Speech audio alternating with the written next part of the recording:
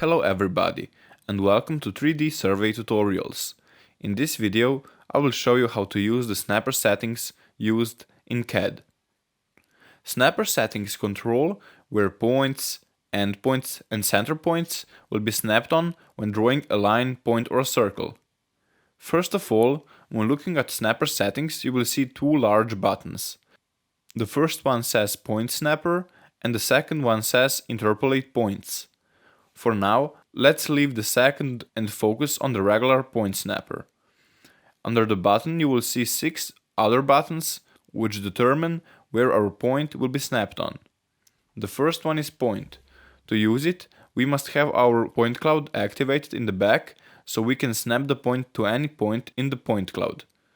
The second option is Endpoint, where our point will snap on any endpoint of an already existing line. The third option is Midpoint, where our point will snap on any midpoint of an already existing line.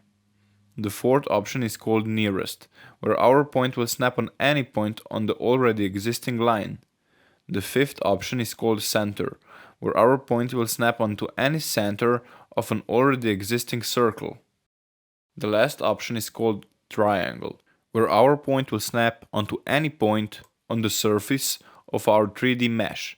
But we must first make sure to have our 3D mesh activated in the back or the function won't work.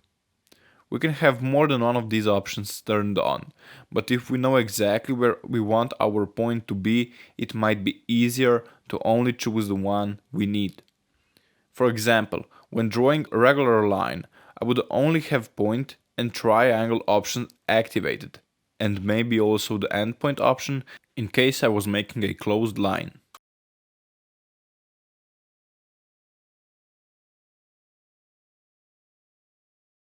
Now let's return to the second button named Interpolate Points.